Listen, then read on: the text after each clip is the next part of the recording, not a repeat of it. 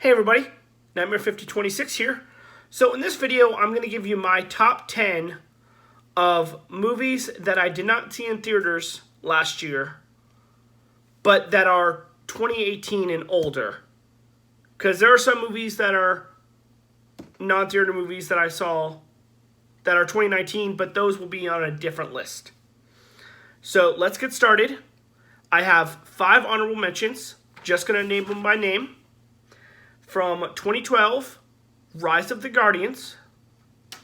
From 1984, Beverly Hills Cop.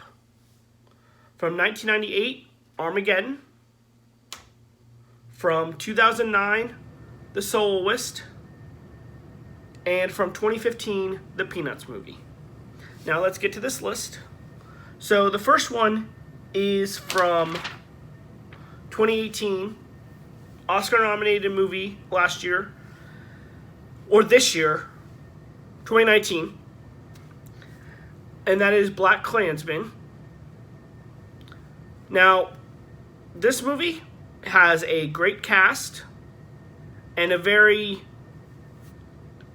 topical subject at the time. It was dealing with the KKK and living in the 60s at that time, if you're a person of color. I just thought it had a good storyline, and I thought there was really good chemistry between the people, the main cast. Next is from 1990, and that is Days of Thunder. Stars Tom Cruise, who's one of my favorite actors, in a type of sport that I don't really watch all that much, with NASCAR, but I thought Tom Cruise gave a great performance. Not one of his best performances, but a performance I really liked. I thought there was great chemistry with him and the rest of the cast, and I thought it was a great story as well. Number 8 is Bad Boys from 1995.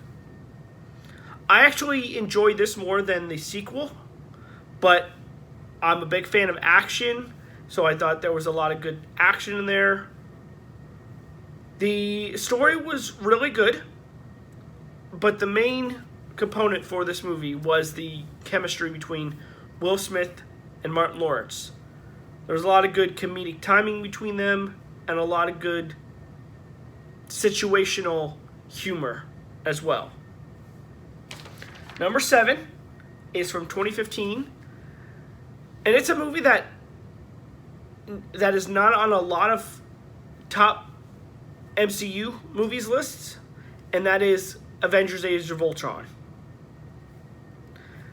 Now, I wasn't a big fan of it the first time I saw it, but then I just rewatched it last year, and I enjoy it. I enjoy the motivation of the villain. I like the new characters that were brought in. I thought there was some good action involved. And I just like the story and the chemistry between the characters. Number 6 is a movie that does not get a lot of love, but it is from 2013, and that is 47 Ronin, starring Keanu Reeves. I thought it had some great samurai action. I thought there was a good mythical storyline with it. Maybe it was a little over the top, but sometimes I like that in movies. So it's a movie that I thoroughly enjoyed. Now, number 5 on this list is starring my favorite actor, and it actually was his directorial debut, and that is That Thing You Do, which was directed, and it features Tom Hanks. Now, I'd heard about this movie, but I had never seen it, and I'm glad I was able to finally check it out. This movie, I really enjoyed the story of, you get to see the rise of one of these bands in the bandstand era. You get to see their progression and what goes on behind the scenes. And I really liked the music in this. And again, there were some laughs, but that's not what the movie was based on. And I just really like the direction of this movie. Number 4 is another Tom Hanks movie, and it is from 2013, and that is Captain Phillips. I thought this movie was intense. I thought there was a riveting story to go along with it. I was really engaged in what happened in the movie. Number 3 is from 2018, and that is a movie that was big on Netflix, and that is Bird Box, starring Sandra Bullock. I had no idea what was going to be in this movie before I saw it, but I'm so glad that I watched it. It was just like Captain Phillips. It was intense, and you understood the whole blindfold thing, but it really was able to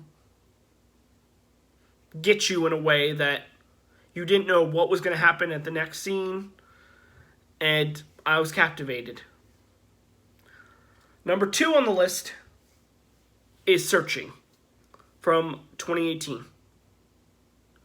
This, to me, was John Cho's best movie that he's ever done. My big takeaway from this movie is that I liked the way that the movie was. The movie is all told by social media and video clips and just screens. It's like, that's a very interesting way to do a movie, and I thought it really worked in terms of the story, and I really liked the story, and I really was interested the entire time of seeing how the story would go. And number 1 is a documentary from 2011 called Bob Ross, the Happy Painter. Now, I'm a huge fan of Bob Ross. I enjoy watching his painting videos. And this was a movie that it got to take you behind the scenes of Bob Ross at that time.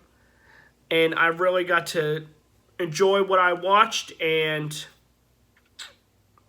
I really got to enjoy more of the man as it was. And I was really entertained by this movie. Well, that is my that is my list for the top 10 2018 and older non-theater movies that I saw in 2019. Come back next time, and I'm going to give you my top 10 and bottom 10 of theater movies that I saw in 2019. This is Nightmare 5026, signing off. Have a good day.